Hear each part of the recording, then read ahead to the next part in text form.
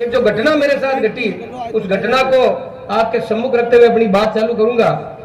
बात 2009 की है, जब ज्योति जी कांग्रेस के टिकट पर यहाँ पहली दफा एमपी का चुनाव लड़ने आई थी। तब की एक मैं घटना बता देता हूँ। आदरणीय मोहन जी भाई साहब, उस वक्त मैं किसी पार्टी विशेष से बंधा हुआ कार्यकर्ता नहीं था। उजड़ चाल था, कहीं बीजेपी को साथ दे देता, छोको आदमी आता तो कहीं कांग्रेस को दे देता, पार्टी से बंधा हुआ नहीं था। विद्यार्थी परिषद में काम करता था।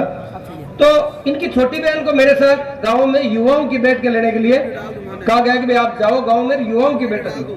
तो हमारी पहली बैठक नागौर शहर के युवाओं की हुई। तो उन्होंने एक बहुत मार्मिक बात कही।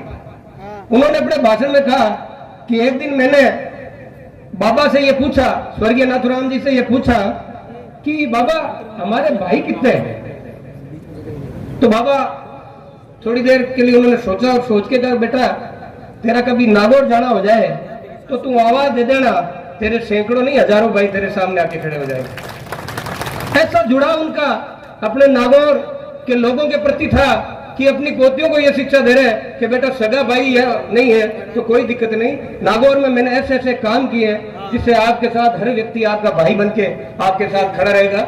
मैं उस शख्सियत को नमन करता हूं जिन्होंने ऐसे उच्च संस्कार अपने बच्चों को दिए।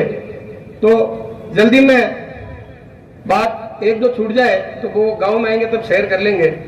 जब ज्योति जी ने बीजेपी ज्वाइन करी तो मैं इनको बधाई देने के लिए जयपुर गया।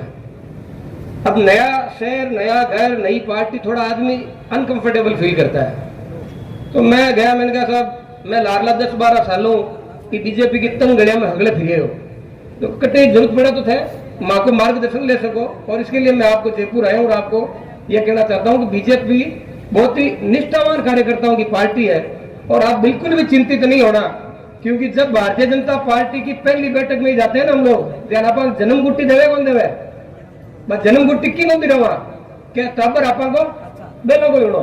मैं पार्टी की पहली बैठक में जानते ही मैंने राष्ट्रवाद की गुट्टी दे दी, राष्ट्र उत्थान की गुट्टी दे दी, राष्ट्र निर्माण की गुट्टी दे दी।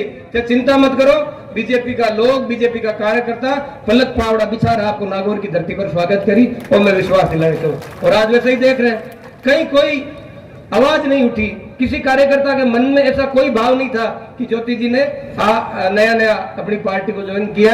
और मेरे हिसाब से बहन ज्योति जी पार्टी में बिल्कुल सहजता फील कर रही है। कार्यकर्ताओं से अनुरोध करूंगा कि हमें इसी जज्बे के साथ मिलके, क्योंकि देखो भाइयों, भारतीय जनता पार्टी के कार्यकर्ताओं का एकमात्र लक्ष्य है दिल्ली में राष्ट्रवादी सरकार। दिल्ली की राष्ट्रवादी सरकार कब आसानी से बनती है? जब राजस्थान प्रदेश में अपनी सरकार बनती है।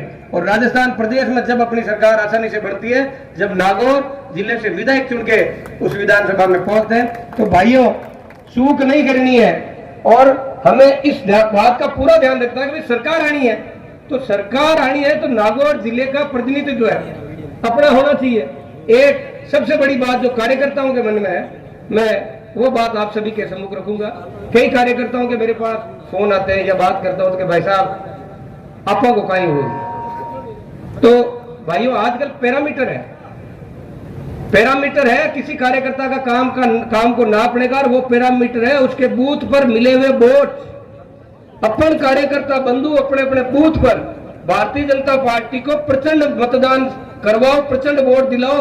आपको किसी को कहने की जरूरत नहीं पड़ेगी कि तू मेरे साथ चल और ज्योति जी के पास उपवास कर। आप तो अपने बूथ पे दिए हुए वोटों का पन्ना लेके चले जाना कि ज्योति जी ये रहा मेरा बूथ और ये रहे मेरे बूथों की संख्या, इनको काम अपने आप करना पड़ेगा। तो भारतीय जनता पार्टी का कार्यकर्ता किसी भी सूरत में असहज नहीं समझे। और एक चीज और कहना चाहूंगा, अब बात कह रही है, भारतीय जनता पार्टी का कार्यकर्ता इतना सीधा कार्यकर्ता है कि जिस व्यक्ति ने भारतीय जनता पार्टी और भारतीय जनता पार्टी के नेताओं को पानी पी पी के गालियां निकाली और गठबंधन कर लिया केंद्रीय नेतृत्व ने, तो हम भी उनके साथ भी लग गए।